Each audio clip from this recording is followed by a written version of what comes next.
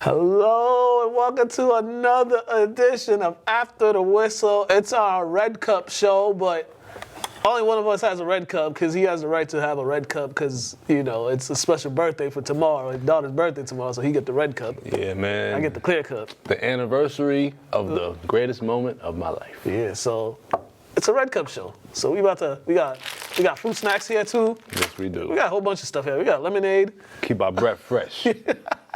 Yeah. A couple things. So, kids are mad at me at school. Some of the kids are mad at me. They told me. They said, I got some people caught up. So they had their junior prom on Friday. So, you know, I went there. I was going to film because they wanted me to put different things on the monitor because I still had the basketball season stuff. I'm like, all right, cool.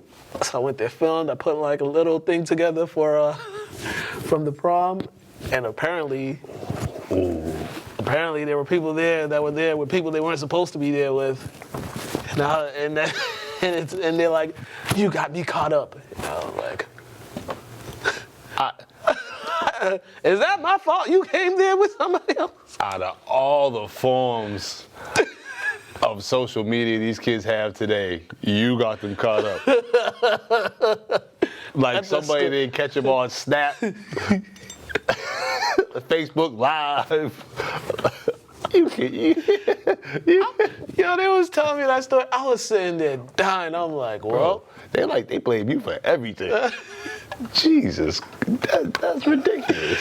Hilarious. And yeah, that was funny. That was some funny stuff. Oh, I went to Harold's Chicken and Waffles. How was it? Harold's Chicken in Chicago.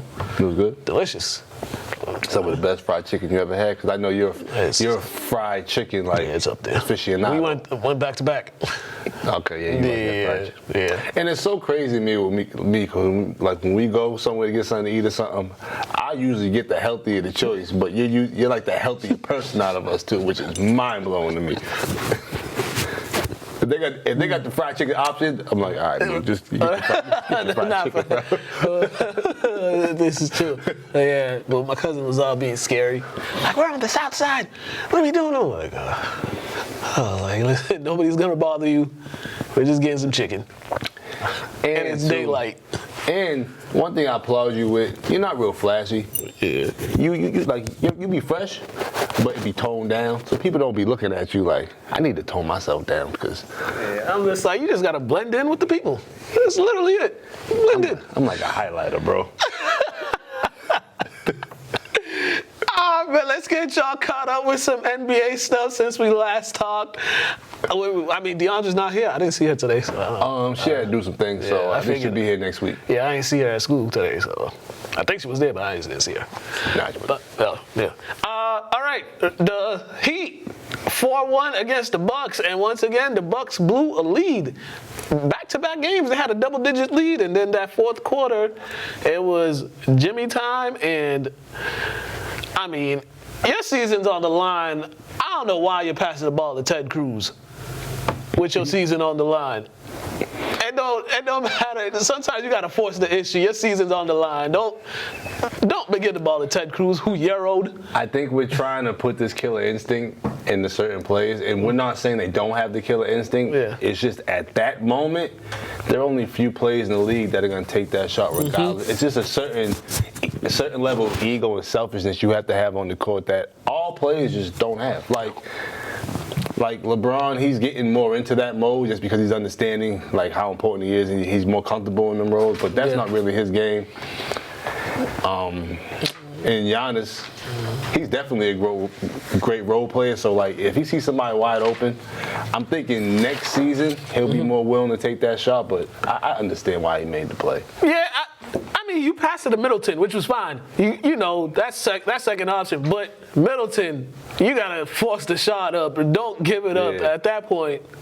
And that's kind of my point because these guys all get paid different rates. Yeah. For different, reasons or why they're on the team. So different purposes, I would say. Yeah. Different rates, different purposes. So you get paid and take those shots. You got to take them. Yeah, you definitely got to take those. And the Heat, this was nobody thought they was going to get out of this series, but they just out-muscled them. They just out-physicaled them. And, Jimmy Butler, he just showed up to play. when they needed them too. And then all the other guys, they made plays, certain points in the game to get them back in there, and then it was like Jimmy took it over. I applaud Jimmy for having more confidence in himself with shooting the 3-ball. Because that turned his game, you know what I mean? Yeah. Like just boosted from head to head. Yeah. So he stretches the floor out. And he still don't even take it any. He takes them when he needs he's to. efficient. Yeah, He just forces you to think about it and allows better spacing on the court. Definitely. Also too, the Bucks were out of sync after Giannis went out, and they couldn't get back on track. Yeah. They were just out of sync, and the Heat capitalized on it. The Heat probably the best all-around team, I think, in the playoffs, just because if they don't have Jimmy, like last night, if they don't have Jimmy, they still could be effective based on their system and the confidence their role players have. Yeah. So now that Jimmy's coming back, Yeah. I'm not saying the best team. I just think overall. But I think because they've all been playing together for a while, so they understand it. And the Heat's a system team. Don't get me wrong. You'll have your stars do their thing, but your role players, they know what to do. How to be effective. Yeah, definitely. And then the Celtics, when we found, I think it was going into Game 5, and then they went to bed in Game 5 in that fourth quarter because they just have these moments where they just like, I don't know, they just... Immaturity. Yeah, that's proper way to... They're still young. Like, they've been throwing the fire since they was like 19, 20. We're talking about the primary guys. And then they have some vets, but for the most part, their stars are still young. Yeah. So they didn't get it done in 5, but they went to Atlanta. They closed them out in 6. And you would expect their 2 guys closed the game down the stretch, which, they just prolonged that series for no reason. I think the only person that was mad, well, Celtics fans were mad that it went to 6 games, but the people that paid to watch Janet Jackson were mad that the concert got moved to the next day because they ain't even believe that the Hawks were coming back for a Game 6. It's kind of foolish to have a concert on Thursday, especially someone like Janet Jackson. You really, dude, the city of Atlanta really think people are going to work on Friday? I went to a Janet Jackson concert on a Sunday up here. I think the Lord wants to see Janet too. Yeah. So, it's not, Sunday's not bad. I mean, it's easy to come and work on a Monday than coming to work on a Friday. So after being on a Thursday, and it's Thirsty Thursday, and Janet. This is the South, remember. And now it turns to Thirsty Janet? Yeah. Or Thirst for Janet? Oh, man. Yeah, but the Celtics went down there, they did what they had to do, got the Hawks out of there, and I think you said it earlier about the Hawks, you just don't know how Murray and Trae Young is going to mesh well as far as like putting together a championship team, and it's not a good combo right there. I mean, it's always, what they call it, a bright star, a bright point, whatever. Linear point or something like that. Whatever. But I mean, the good thing is Hunter was playing well in the playoffs, so maybe they could build on that nucleus. Yeah, because if they Trae Young and Murray being the focal point of the offense, it's just not. It's not gonna. Yeah, because he shoots a lot. Like he shoots a lot, and he's not that efficient. So, and he's small. So there's a lot of terrible combinations right there. All right. And then lastly in the East, the Knicks, we thought this series was going to go at least 6 or 7, but the Knicks would grab a rebound, somebody. Like the Cavs couldn't even grab a rebound. Yo, man, Mitchell Robinson. It's kind of embarrassing, though. Dog, especially when they have, quote unquote, the Twin Towers. I was going to say something, but that's kind of insensitive. But yeah. Like, they couldn't box out. Mitchell Robinson was just grabbing everything. And it was just, at some point, he's just like, somebody want to box this guy out? Anybody? He's just too active. Yeah, too active. And Jalen Brunson is showing the Mavs made a mistake of letting him walk because he's definitely coming into his own. Even when he was with the Mavs, I thought him and Luka played really well together because, he'd get the ball, Luka would Luka played off the ball well when he was on the floor. So I think the Mavs made a mistake in letting him walk, but it's a great pickup for the Knicks. It's kind of bringing the energy back and, doing what few players actually want to do is go to New York and play. I mean, they won. round one, which is something that, you know, a lot of us outside New York were like kind of laughing at New York just because, like, as soon as they make a trade, they think Jesus came to town every time. And it's like, that's not the case. But with this, you know, he almost got Jesus here. So he might be the next coming to help New York get somewhat on top, because they never really were on top. They don't win any chips. They don't make many finals. Yeah, they're just competitive. I think for years the Knicks have not been competitive. I think that's their fans. They enjoy being competitive and having a chance to talk about it. That's what it is. Yeah. New York just want a chance to talk trash to you about New York being good. Yeah, that's really it. Yeah, literally. And I'm here for it. Yeah, it's hilarious. So they got at that run. A lot of stars, you know, and they did it without Randall, because Randall, he got hurt. I think he had the ankle injury. Yep. So he was out for a little bit too. So they're showing you, like, hey, because in this playoff, you just don't know who's going to win it. Also, it's kind of like, hey, whoever's playing the best. It's easier to watch them. Yeah. And since the past couple years, so I don't mind watching the Knicks. Definitely. Western Conference. Ooh. What a way for Game 7. The Warriors, who've been trashed on the road all year, got 2 big important road wins, and then Steph Curry put up a 50-piece. I think this is the first 50-piece in a Game 7 in NBA history. It is. I think the highest was 45 or 48. Well, highest was 40+. Now he has the record. Yeah, which is surprising to me, because I thought somebody would have had it already the way it's going. But well, they needed each other. They needed all that. Well, the guy that would have had it never went to a Game 7, so that's why he's not even in the conversation. Touche. But you gotta feel bad for the Kings. The Kings were trying everything to stop him, but it just looked at that point. Curry came to that game and said, "Yeah, we're not losing." So I just felt like they just ran out of gas. No, they were still competing. Yeah, they just ran out of that hope. They ran out of that blind confidence. It's still demoralizing when somebody just keeps hitting threes after threes after threes. It's demoralizing at some point, and you're not playing bad defense. And then the experience kicked in, so that Game 7 was different. Like, they were ready for Game 6, but Game 7 was. Yeah, there was another level they had to go to. Steph was in a whole nother world. You could see in his eyes, he was trying. I said something. He's getting 50. Yeah. When he bumped into Draymond getting that pass, no, it was a Draymond. When he bumped Wiggins out the way getting that pass for the float, I said, "Oh no, he on one. He going 50. They're not losing this game." Yeah, at some point when somebody just got it going early, it's like, all right, it's about to. He wasn't trying to put in anybody's hands. Nah, he wasn't gonna tell you that, but dude took 38 shots. And it's rare that he does and he's that aggressive. He's aggressive, but it's rare that he's like selfish like that. That's him saying like, "Yo, I'm sick of y'all messing around." Yeah, you know, I'll try to get bleeped this episode. Yeah, well, they did say he had a pretty adamant speech before the game about something of that nature. Like, I mean, because some of the guys that were looking terrific all season haven't been showing up. Yeah. So they need to show up. Yeah, sometimes you just gotta say, "Get on my back, fellas. We're taking this home." And shout out to Draymond too for bouncing back from getting suspended and having 20. Oh yeah, his game back. Yeah. Shout out to. But remember what we said? Well, we'll talk about it. Remember what we said? Do we think he's getting suspended or ejected again? He was listen. I don't understand. We're gonna talk about this. I don't understand. How did Sabonis get that shiner? I think he caught an elbow.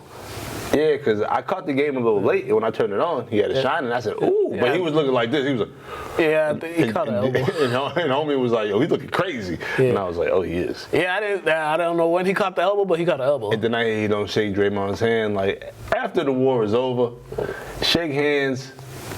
You know what I mean? Book your tickets to whatever island you want to go, rest your head at for a couple months.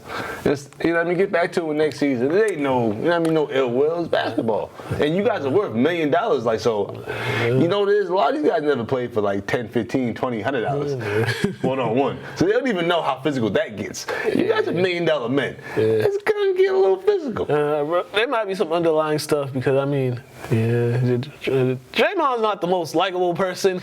He'll do some stuff with me like, but you can still shake his hand and not like him. You know, some people different. You know people's hands I shake, I don't remember their name.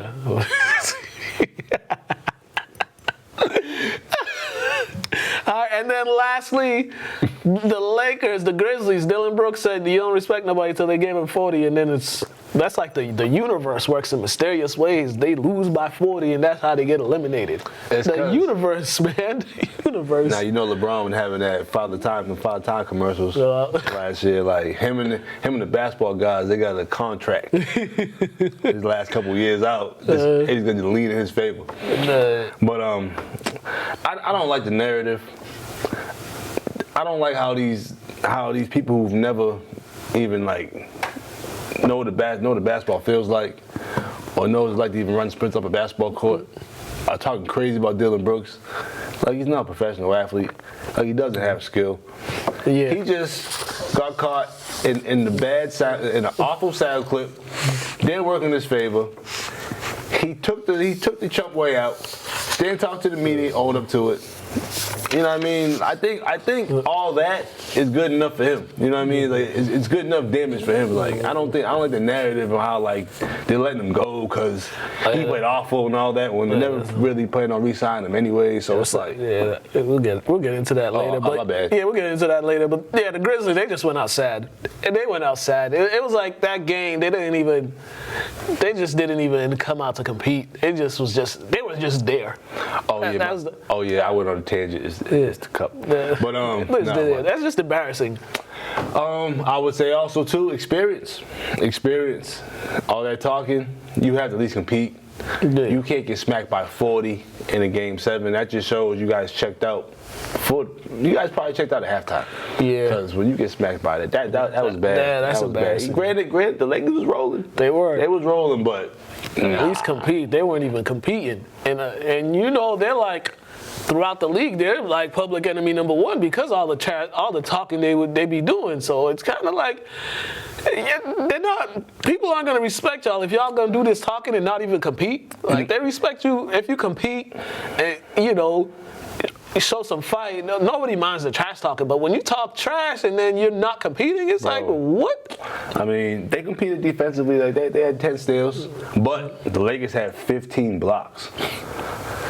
And the Lakers played better overall as a team. They had 33 assists to their 19. Yeah. So, like, they just played good basketball. Yeah. But this generation is different. They don't understand what it's like to really be a bad guy. If you're going to be a bad guy, you got to sit in front of them cameras and deal with whatever happens after you done made your prediction or call people out and then go home and just deal with it and move on. Because at the end of the day, nobody can take your skill from you or your money. Yeah. So with that being said, like just stand on it. That's it. Just stand on it. And honestly, it don't feel that bad to be the bad guy. Just ignore people. Like you gotta embrace it. Yeah, man. Embrace it. They're paying attention to you. There's 500 people in the league that aren't getting cameras put on them. That probably is deserving to, and you're getting it. And a lot of people don't think you deserve it. So you might as well take advantage. Yeah, you gotta stay. Yeah, we're big on standing on certain things. So. Just stand on it. Yeah. It ain't all that bad. Just stand on it. No fight is gonna happen. Like LeBron walked up on him and stuff like that. Ain't nothing gonna happen. People don't realize this man isn't like he ain't no little guy. Man, 6'7", like 230. Ain't nobody bothering him. But it was just funny when he walked up on him. It's like, yo, he should have stood on it right there too. He wasn't gonna do nothing. He didn't say anything back. I have no idea. It just looked like he got little boyed. And the way LeBron said it was all in, you know what I mean, just this competitive nature. Yeah. And he did tell you don't know nothing. I would have told him, I know him bust your ass. I would have said something. You gotta say something. You gotta say something just to say something. You just got for real. Just to show him. That's all. All right, let's move on to the semis. All right, game 1, Celtics and the Sixers. Of course, the Celtics, no Embiid, and of course, to no surprise to nobody, Celtics came out there playing all lackadaisical. Like, I swear, when they hear someone's best player, a team's best players out, I don't know what goes through their brain. It's just like, all right, we're just gonna go through the motions of the game, and they think they're gonna turn it on, forgetting there's a guy that led the league in scoring numerous years still on there, and they let him get going early. And I don't understand why you got 2 good defensive guys, 3. And you switching Al Horford on Harden late in the game. which no need to switch at all, but he switched it and he put it right down his face. That was some tough shots. I got an issue with it's too much Switching? Too much switching. Yeah. Too many switching. It's too much switching. Way For too much. one, I was taught like, just take a step back, let the man get through. If you're gonna switch.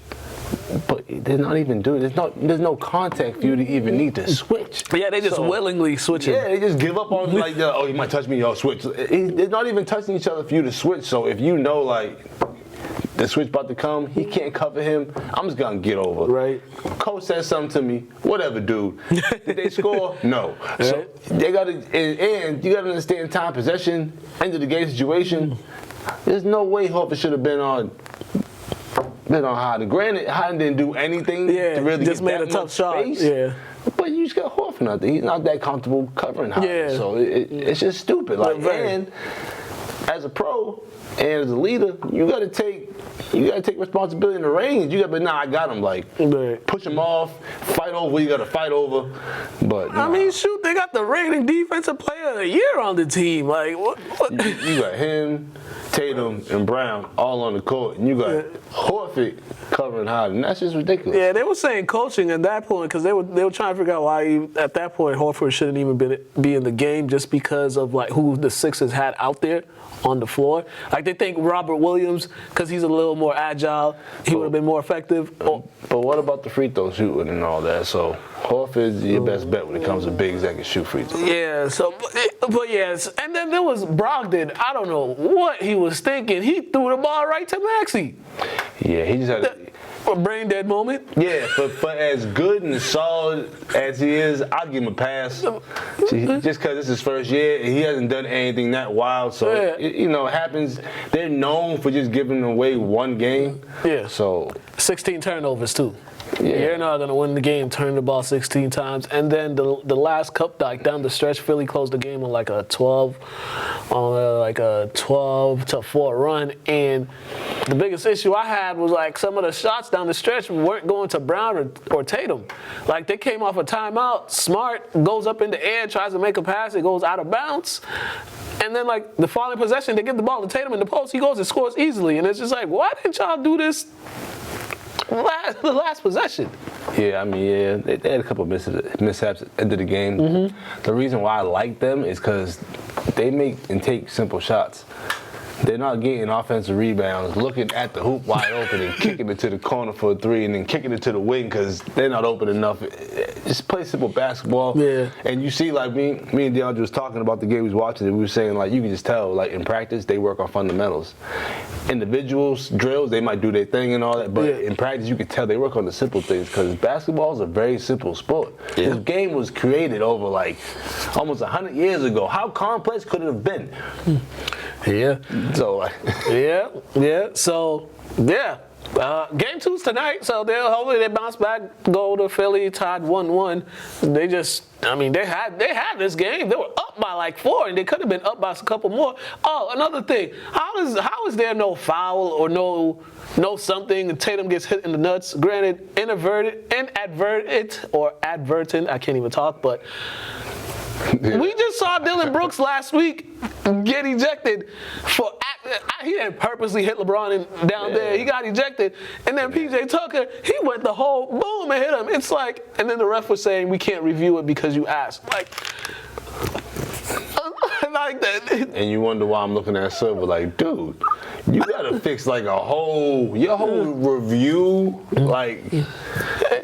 Like the man is on the ground. Yeah, I can't even think of the word. I would say mission statement for you. But the instructions and like, you know what I mean? Like the criteria. Thank you. Boom. Thanks for no help. But my bad. You're good. The cup got you too. Yeah. But the criteria for reviewing should be very simple. Yeah. It should be the foul happens. If we can't go to the monitor, we look up there at the Titantron and just go off how we feel. Or Like, dude. Or you wonder why that man is on the ground like that. That too. You can ask yourself, why is that man on the ground like that? Let me go look at what happened. Now, one thing I'll say, PJ Tucker, from what the media is portraying, upstanding basketball citizen. They're saying this is go Dylan ahead. Brooks, the Joker. Yeah. And then they're also saying he didn't do that on purpose. He was trying to tell someone to get back on defense. Sometimes I'm like, because Tucker's aggressive. He's a pretty aggressive guy. As a basketball player, you're very aware of what's around you. Your peripherals are very clear. Okay, yes. So, like, it's kind of like when you trip somebody and you mean to trip them, but you don't mean it when they fall too hard.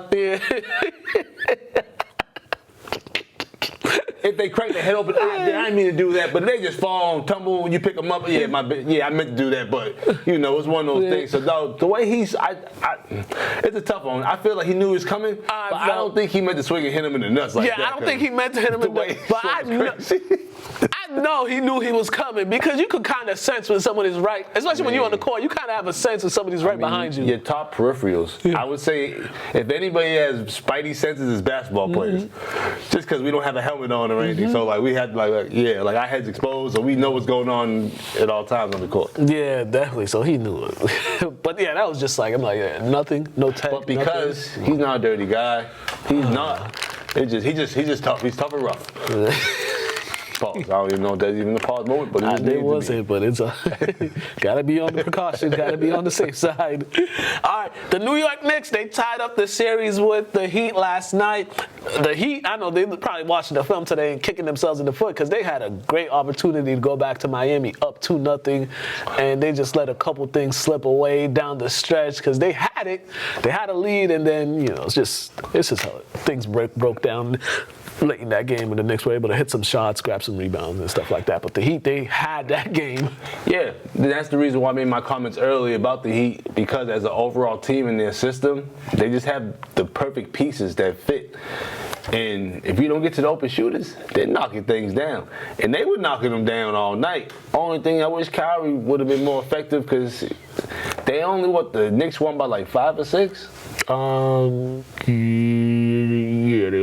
won by 6. And I mean, Bam, he didn't shoot well. He had like 15. He didn't, 15, right? I'll get that to you in a second. Between 15 and 19. He had 15. Yeah, he had 15. He didn't shoot well. You have no Butler.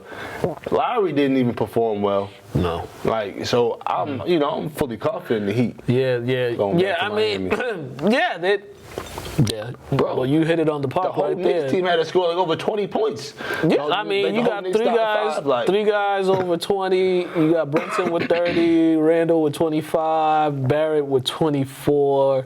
They really didn't get much from their bench. They got 12 points from their bench. But that's a great effort. Yeah. Just to only win by 6 without the Heat's best player and one of your better guards not performing well at all. And your big didn't really do much. I mean, he did something, but he didn't perform to his standard. Yeah, and both teams both teams left some points on the board at the free throw line. But it literally just came down the stretch to execution. And in that fourth quarter, the Heat allowed 35 points in that fourth quarter. But yeah, then you look at that film coming down the stretch. You got a like a 3-point lead, and then it the Knicks went on a run. The Knicks went on a run. So shout out to the Heat too. I didn't know they had the most undrafted players like ever to play in the playoffs. Yeah. So that just shows what type of organization they are. They either can turn you. I mean, they either can maintain you as a style or can turn you into a style or turn you into a great pro. Yeah, definitely. Dope. I think one of those guys were on the Celtics for a little bit. Struce or Vincent, one of those guys. They were on the Celtics for a little bit. I want to say. I think it was Struce. I would say Struce because the Celtics always get shooters. Yeah. We always get these random, weird-looking white guys on the team. I wouldn't put the color on it, but that's where the shooters come into play. No disrespect, but it's the Irish thing, man. There's always one. Who we have this year? Freaking the dude that looks like Hauser? Gordon look alike. I feel bad for that dude. You can't Sam Hauser? Yeah, you can't be a white dude a certain height and get a certain haircut. You just get put in a category. Yeah. They got him and Pritchard. Pritchard looks like a regular. I told you I saw Pritchard out in public one time. Now he grew up with brothers. You ever heard him talk? Nah. Yeah. No, I just seen him out and about one time. You walk by, you would not think he's in the NBA if you just walk past him. Till you in the men's league. Yeah. You drop 90 on Yeah, for real. But yeah, I saw him one time. I'm like, yo, this dude's like a couple inches only taller than me. He's just like strong. I'm like, yeah, he must be. I mean, he did win 4 straight state titles in high school, so he's doing some things. Yeah. He's on. Hopefully, I like him on the Celtics, but I don't think they're gonna keep him. But he will get a contract because being a good teammate pays in the long run. Yeah, I.e., look at Jeff Green. And we'll go to Denver and Phoenix. Shout out to Jeff Green. Whenever I see him, if I'm watching a game with him on it with somebody new, I always remind people that man had open heart surgery. And still doing what he's doing.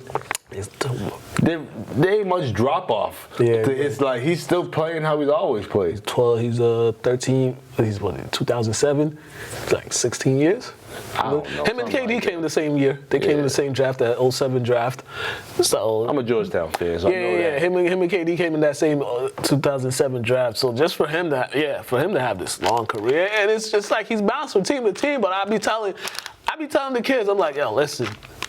It pays to be a good person, and it pays for people to say good things about you, because you don't know how that will affect you down the line. He's one of those. I forget the other dude. There was another dude in the league like that too. That's got a lot of respect. He's bounced around from team. Garrett Temple. Yep. He bounced around from team to team, and they all say the same thing. He was just a great teammate. I mean, Nick Collison is probably the greatest Oklahoma City Thunder player they had. They speak very highly of him. Yeah, definitely. So it just pays.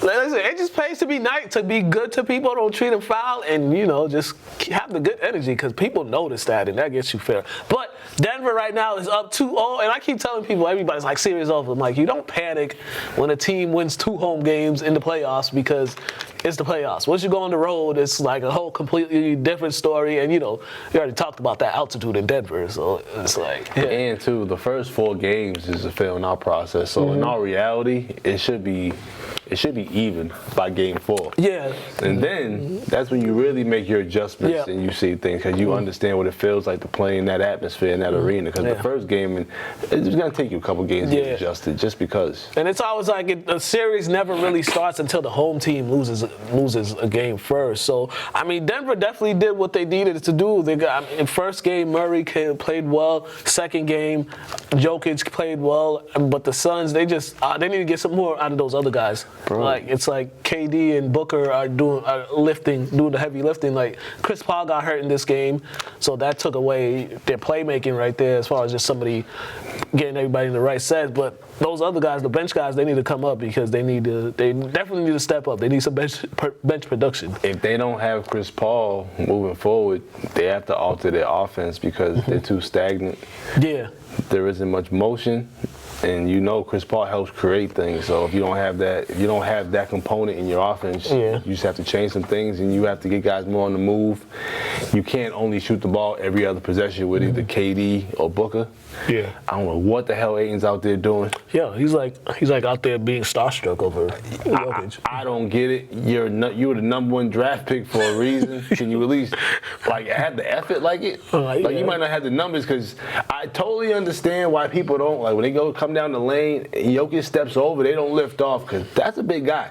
That's a wide body. So I totally understand why he might not do certain things, but you gotta play with some man strength and just some heart and some just they have the nerve out there. You know what I mean? Just compete. Because I don't know what's going on with him. You're 7 feet. He getting blocked by what's his name? I keep always calling him Carter Williams, Porter Jr. Because they both Michael. Yeah, they both light skinned. Yeah, they got long games. But yeah, he blocked it. He blocked him on a dunk. Yeah. Granted, the man almost 7 feet tall.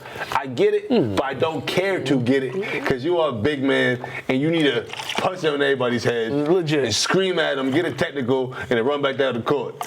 Legit. Like, they need you. How many?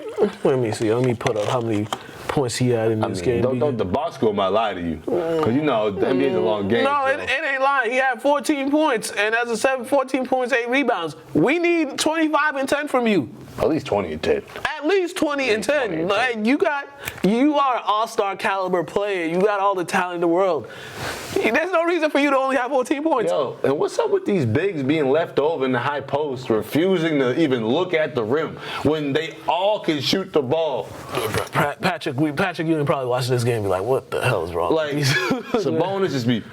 Right? They just be like... And then when they shoot the ball, it's like, bro, y'all got pretty jump shots. Y'all could actually shoot the ball all regular season. Like, I totally understand that in the playoffs you have to tighten things up, but you're part of the offense. You are a starter. You are on the cusp of being an all-star. Yeah. Well, why don't you just... It's like, I don't know. Yeah, like the bigs these days, they don't want that little 10, 17-footer. That's what those bigs back in the day, that's what they lived off. My whole point is, how many shots do you expect these guys to make for you? Makes no sense. Makes no sense. Like, Jesus, help them out. But it's only a 2-0. It's 2-0. They're going to Phoenix, so, hopefully the Suns can hold down home court, and then we'll have a 2-2 tie at some point. All right, I fell asleep during this game. I tried staying awake. Lakers and Warriors. I tried staying awake. I fell asleep. I woke up in the beginning of the second quarter. Oh, yeah. I dozed off at the end of the Knicks in fourth quarter, like the last 3 minutes, and woke up. Yeah, this game, I was there until like the fourth quarter, like the 7-minute mark. I passed out, and then I woke up, tried to see the last couple minutes, and then I saw Jordan Poole take a... Everybody saying he pulled the Carlson because of the shot. That shot he took. Because there was a whole lot of time. There was a lot of time. He didn't even need to force the. It seemed like he rushed the shot, not knowing like time and possession. Because there was like a few more possessions after that. But I feel like we live in such a 3-point era, a 3-point shooting era, that these folks don't think to get a quick 2 when you're down 3, because like the possessions you could get like in 20 seconds you could get 3 or 4 more possessions because y'all gonna play the fouling game and stuff. And they had chances because the Lakers missed the free throw, so it's kind of like you really didn't need to. And also at that point you're not the one to be shooting that shot. They don't want you to shoot that shot. They like you shooting, but they don't want you to shoot that shot at that point in the game. The only issue people really had with the shot was it was too far out. He just could have took one. He could have took a dribble in, shot a regular 3, probably would have made it. Or even go to the cup and get a layup. He could have done a couple things, but yeah. Have you seen how many times Looney gets an offensive rebound and doesn't even look at the basket? So like he wasn't going for no layup. Like they going for the win. They trying to go home. Yeah. Now, was it for the win? It was to tie it. It was a tie. It was to tie. It was 115, 112 at that point. That's just how they are. Like that's why I said like I like how the Celtics play, because they play simple, logical basketball. You're open, you're close to the basket. We give it to you, layup. Yeah. The Warriors, they have the ability to play. They have to play the strength of the analytics because they shoot the 3 ball so well. And you got 2 of the greatest shooters ever. So they're gonna live and die by that. Yeah. They just happened to die last night. And it helps that you have 2 of the greatest shooters ever. Yeah. 2 of the greatest shooters ever. It's gonna be tough just because like they have guys. The Lakers have guys that can cover. Their size, that athletic, and then you have a guy named Anthony Davis that, depending on how he feels in the morning, will determine how much torture he puts Looney through. How you think he's gonna do another one of these? Cause yeah, I think he's always good for these once every 3-4 games. I think he's fed up. Maybe. Hey, for all the trash we talk about Looney, you gotta give Looney credit too. He's not a scorer. Hold up. 23 rebounds. No, we ain't talking no trash about Looney. No, I'm just saying like he's not a scorer, but he's getting 23 rebounds and but when it comes 7 offensive. That's great and all. But when you play against Anthony Davis, don't give a shit about that. You gotta start scoring, brother, because you can't have a man you can't have a drop 30 ball. He's not a scorer. No, you can't, bro. How much you have? He had 10. He's not a scorer. Yeah, I need 15. Yeah, you need 15. He's a cleanup guy. That man is like 6'10", 6'11", be going to paint like this. Extend your arms and dunk on somebody. Because you got no problem dunking off the vert. When you go to the cup, you want to do all this layup and leaning and people. Bro, you're almost 7 feet tall. Dunk chuck the ball. So once again, that's all I'm saying. Be more aggressive. He could easily get 50. He could easily get 15 just up rolling to the basket. Yeah. I'm not saying it'll never be a game between him and Anthony Davis. Because Anthony Davis gets paid to put 30 on his head, and Looney gets paid to get 15 to 20 rebounds if possible. Yeah. More or less 15. Well, maybe Anthony Davis finally realizing he's the best player on this team. I mean, because I think it's been like, they've been together for like 3 years, but I think he's just been like, I don't think he's never embraced the idea of him being the best player on the team with LeBron James there. Because he's playing with LeBron. I think he might have just been like, like little brother. Yeah. A little brother feeling like he never feels like he fully giving the responsibility. Because when things hit the fan, LeBron just goes in LeBron mode and get out the way. But he's the best player on the team, so their season goes through him. So it's 1-0 Lakers with that game 1 win. Game 2 is tomorrow. I just like how there's quick turnarounds now and stuff like that. I just don't like the times of these games starting. I mean, for one, it's easy for these turnarounds because they're playing in the same state. I'd be sleepy. Yeah. Sacramento, Golden State. Yeah. Lakers, Golden State. They plane rides at 45 minutes, bro. Yeah, definitely. All right, we're gonna run through real quick to these 2 last NBA topics. All right, first up, Grizzlies saying that they don't plan on re-signing Brooks under any circumstances, which is like a big sucker move by them for even putting this out. Your season might be over, but the NBA season is not officially over. For them to put out a statement like that a couple days after, like, all right. I mean, we're laughing at Dylan Brooks for his antics, but like the dude has shown he's a good enough NBA player to be in the league, and for them to say that they're not bringing him back under any circumstances, just suck it, because clearly they need somebody like that on the team. But it's like, I guess there might be some other stuff happened behind closed doors that don't really look, but that's a sucker move by them. Well, I'm hoping for Dylan Brooks' sake there's no nonsense behind closed doors that's making them pull this move. It's not like he's the one out there showing guns. Yeah, but I think it's this new generation of people working in these front offices that are succumbing to the pressures of the media and the social media, not realizing that like putting your phone down could help you make decisions. Yeah. So I just feel like this is based off the pressure of what people are saying in today's media and society and all that. Just because he might talk a little trash, but he just challenged LeBron. He's not a nuisance. He's not punching people. He's not throwing chairs at people. I mean, even one of your young stars accidentally hit 2 people with a chair after they lost their game, you know what I mean? And it's been kind of swept under the rug a tad. The face of the franchise been talking about, he's been showing guns and talking about, tweeting about these hollows won't hurt and beating up teenagers and stuff like that. I'm not on Twitter. Oh, yeah, he said something. He replied to somebody with like, these hollows won't hurt, these hollows hurt. And so he said something like that. And I mean, the antics and all that, but I mean, off the court, Dylan Brooks hasn't been a problem. So it's never. Yeah, he just can't shoot.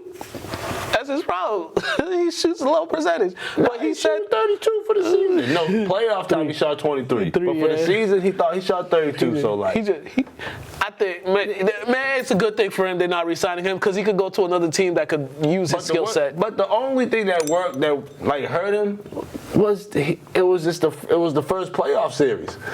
If this would have been the second round, he would have shot his regular percentage in the first round. Yeah, they wouldn't have been on his back like this because it was the first round. They were number 3 seed playing the low seed. People totally forgetting that. This is probably some of the best parody in the NBA. Comedy, best reality show we've had in a long time because you have these low seeds that really shouldn't be low seeds. They just had a rough season with injuries and stuff. But when you get them in a 7-game series, you can't tell the difference between. Hey, Dylan Brooks, Celtics would like to have you. We got a bunch of crazy people on this team. Well, definitely. You and Smart will work well. They need another crazy guy to tag along with him. You know, every championship team needs one crazy guy. That's what Charles Barkley always says. Every team needs one. I wouldn't consider him crazy. His mindset is just crazy. Like he just be, he's an agitator, antagonist. But like, I just feel like we've had worse. Oh yeah. And like due to the state we're in, like he's nothing compared to what we've seen and what we have in the league. Like him and Draymond. He's a PG-13. He's a PG-13 version of the normal. I say a PG version of Draymond Green, bro. He don't even cuss at people. He's All right. Canadian. All right. Before we go to No Huddle, lastly, finally, Joel Embiid got his MVP that he's been crying about for 3-4 years or so. We could get this out the way. He got the MVP. Congratulations. I'm just happy he could stop crying about it. But it's kind of interesting. The last 3 MVPs of the league have been international players, which is great. It's great for the league that they're getting these international players to win these awards. Yeah, it's great. I mean, that's kind of been the plan. Not saying the plan to give MVPs, but the plan for some time now has been to give the international players a brighter light because they've been so overshadowed by American players. So, And it just shows you that, I relate this to like all these kids like talking about their recruits and stuff like getting found by coaches.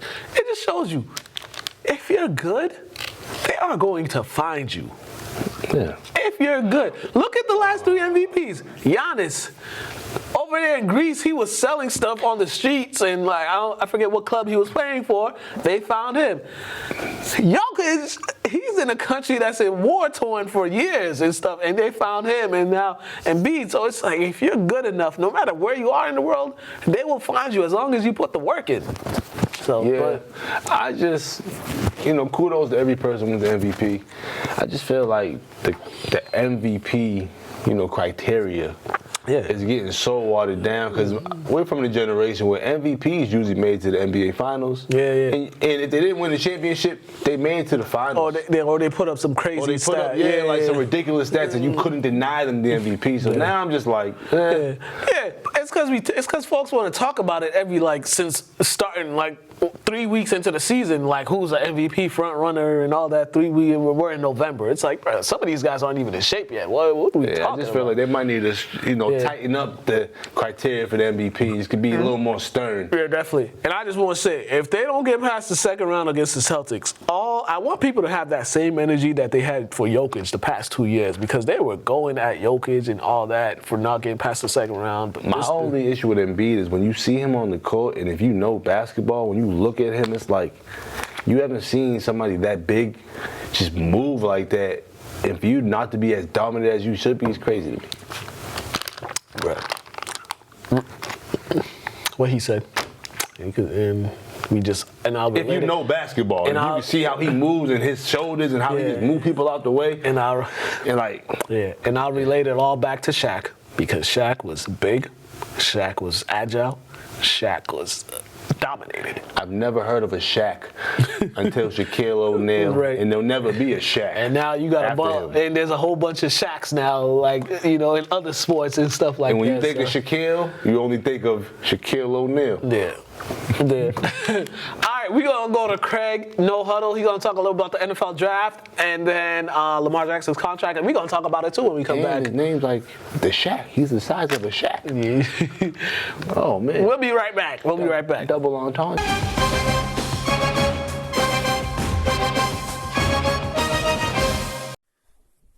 What up, everybody? Welcome to No Huddle on After the Whistle. It's your boy Craig, and I'm back. It's football, baby. We love it, and I'm here to kind of give a quick little draft rundown. Let's make this as fast as possible. We only got minutes. So starting off with number overall pick, Bryce Young to Carolina. I like this. Number 1 quarterback in the draft, and they're setting him up for success. They got Adam Thielen. They drafted a rookie wide receiver. They brought in a tight end in Hayden Hurst. They got Miles Sanders at the running back position. So they're making moves to help Bryce Young succeed. So I like what they did with their draft. So that one was good. C.J. Stroud to Houston, also trading up at number 2, also trading up to number 3 to then go and get Will Anderson as the edge rusher. So they kind of, trying to have a win now attitude. So I like Houston's pick. Indianapolis made me mad because they went ahead and drafted Anthony Richardson. I thought he was going to fall a little bit lower. Maybe the Patriots take a fly on him, or he went to Seattle. I really like that idea for him as well. But they've got Gardner Minshew there who can give Anthony Richardson time to develop as an NFL quarterback. I don't believe Richardson starts the beginning of the season, but I think he's an exciting player for fantasy value. I think he's going to be phenomenal. So that was a good pick. Seattle drafting Devin Witherspoon and Smith and Jigaba. So adding a third wide receiver. Tyler Lockett's getting a little bit older, so they bring in the number one wide receiver in the draft. Kind of made me mad that New England passed on him and allowed Seattle to grab him up, but it is what it is, and that's a great pick to give Geno Smith more weapons. So now that offensively they're looking great. They even got one of the top 5 running backs in the draft as well. New England Patriots going with the number 1 corner, Christian Gonzalez. I really believe we should have went with Smith on this pick. We should have grabbed a wide receiver, but we didn't. So it is what it is there. But we did get the best corner in the draft. Followed up by Eagles drafting Jalen Carter. The best move they could have made. They needed help defensively, and now they got the best edge rusher, I believe, and the second best edge rusher, maybe even the best edge rusher in the league. Coming into the draft. The Detroit Lions getting Gibbs. They were done with DeAndre Swift, traded him to the Eagles, which I love. The Eagles lost Miles Sanders. Now they get DeAndre Swift to fill that void. And Gibbs going to Detroit, great position for him. I thought they should have got a wide receiver, top wide receiver, like Quentin Johnson, but they didn't. They went with Gibbs. Gibbs is going to have a lot of fantasy value this year, so I do like that pick, but I think it was a little early. Baltimore made a good move. They got Zay Flowers. The one thing Baltimore was lacking was receivers. Hopefully Bateman's healthy. You got Odell Beckham. If he could stay healthy now with Zay Flowers and Mark Andrews, you could be looking at a pretty dynamic offense. Minnesota, they lose Adam Thielen. They go after Jordan Addison with KJ Osborne and Justin Jefferson. They maintain a 3-headed monster at wide receiver. They still have Dalvin Cook at the running back position. So this really helps out Minnesota a lot offensively. So I like that pick. Buffalo drafting the best tight end in Dalton Kincaid. I like this because they got Dawson Knox. Now they got a 2 tight end set and a nice blocking tight end. Atlanta drafting Bijan Robinson only makes me mad because I don't like Atlanta. They're not a good team. But Bijan Robinson, arguably going to be one of the best top 5 running backs in the NFL. So it was a good move for the team in general. All in all, a lot of teams did really well in this draft. Patriots kind of blew it. No real top two rounds for an offensive weapon and wide receiver. So that was a huge mistake. But outside of that, it was a pretty good draft. Let me know what you think. Back to after the whistle. See you. Back to No Huddle. See you. Back to after the whistle. See you next week on No Huddle. Have a good day.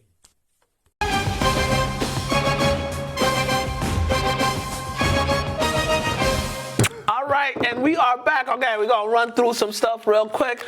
Before we get into some NFL stuff, Pedro has given me some boxing stuff that we need to get y'all updated on. Title fight, Canelo Alvarez versus John Ryder. 12 rounds for the super middleweight undisputed championship. This is at 168 pounds. When is this fight happening, Pedro? It's supposed to be May 6th, but I don't know why it says Sunday, May 7th. Oh, so it's this weekend? It's this weekend, yes. Okay, this weekend. Yeah, for all you boxing fans, make sure you check that out. And also, we got another one. Devin Haney versus Vasilo Lomachenko, 12 rounds. And this is for the undisputed light heavyweight championship at 135 pounds. That is in a couple weeks, May 20th. It's in Vegas as well. And if you know about Haney got them hands, and Lomachenko, he ain't no scrub either. So that should be an entertaining fight. Yeah, it's good to just see we have some good fights, that have been coming on the past couple weeks. Yeah, definitely. Pedro, who you got in those fights? I got Canelo. He's the favorite, and also I got the opinion. Yeah, I agree with you. Some dude, I just saw something on Twitter. It was like a podcast. Haney was on, and some dude was talking about he think he could take Haney, and Haney was telling him like, yeah, you've been in a fight, but you've never been in a fight with a real fighter. You've never taken a real punch. So I could literally kill you. Yeah. He was telling the dude, because the dude was big as hell, but Haney was just like, yeah, you might be like 240, but I could literally kill you with a punch. So I'm like, yeah. Yeah, it's different techniques. They know the, you know what I mean, the face. They know where to hit, how to blind you, all that stuff. Yeah. All right, we're about to wrap up the show, but let's go to the NFL draft. And first time in history, the top four, well, 3 out of the top 4 were black quarterbacks. Number 1, Bryce Young. He went to the Carolina Panthers. Number 2, C.J. Stroud. He went to the Ohio State. He went to the Houston Texans. And then number 4, Anthony Richardson. He went to the Indianapolis Colts, which is the first black quarterback that they've ever drafted in their history, and the first black quarterback with that talent, like that talent skill. Their logo's a shoehorn. But it's pretty cool to see that. I think like good picks for all the Stroud, good pickup for the Texans. Bryce Young, good pickup for the Panthers, because these guys shown in college, they played with pros, so And then Richardson, he has like the most upside on him. They say it's going to take him some years just because there's some things he has to fix up. From Florida? Yeah. But but they're saying he's kind of like Cam. Yeah. But a little more, he might be just a little bit more, got that. All right. I mean, it's bittersweet for me. Yeah. Because I like hearing these things happening for the first time, but I'm like, why is this stuff happening? I just when you said that, it just came to me like, maybe this would happen sooner if they didn't talk all other quarterbacks, black quarterbacks, into being other positions. Yeah. So, I'm happy that we're changing and making trends and changing how the league is looking at players of all ethnicities. Yeah, definitely. So, hey, good kudos to all those guys. And it's like, and it's also the first year they weren't like really no controversy as far as like who should be like the quarterbacks that are picked, that are chosen. Usually there is with like these quarterbacks, but there wasn't. So, hey, congratulations to all those guys that got drafted. Wasn't trying to like squeeze no bum from a random school with connections. Will Levis from Kentucky. He went in the second round. But they tried to squeeze some nonsense in there. Yeah. All right, Lamar Jackson. He finally got his paper. And as much trash as we talked about the Ravens, I know they ain't no damn fools, because you just don't be letting a MVP franchise quarterback just walk because you want to be hard-headed. Give him that man. That man got his money, got it without an agent, and he took the stand. He took a stand. He stood on his ground, and he got what he deserves. And kudos to him. Now they got OBJ. I mean, we don't know how OBJ is going to play just because of injuries and what's left, but he might still give you something. And then they got a nice young receivers out of BC, Zay Flowers, which is good. And then they got another receiver. I think he was injured last year, but they got some pieces there for him. They just got to make sure they put the offensive line around him to keep him healthy. Hey, he told the Ravens he was going to stay or fly with the birds. So they convinced him to stay because all he wanted was just for them to show self-worth. Yeah, just to show that they care. Yeah. They put you through hell, they don't want to pay you. That blows my mind. That just blows my mind. That's like working for a job and not wanting to get, not getting your check. Facts. So it's like, and them telling you you're unhealthy when they put you through all this to make you like this, make you this way. So and then people are trying to say like he's not really a pocket passer and stuff like that. They don't allow him to be. But no, here's the thing. His QBR from in the pocket is higher than Ben Roethlisberger's? Like career-wise, or like as end? No, like right now, career-wise. There was a time where I liked Ben. Yeah. There was a time. Yeah, there was a time. But him he's like, the stats show, like when he's in the pocket, he's a really good player in the pocket.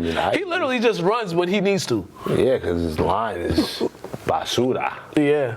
So kudos to the Ravens, kudos to Lamar Jackson. All right, and then our last thing, we didn't have no athletes corner this week, but we should have one next week. I'm talking to some folks, so we might have some stuff. It's like some people we both are familiar with, so I'll tell him after. I won't tell y'all, but I'll tell him after.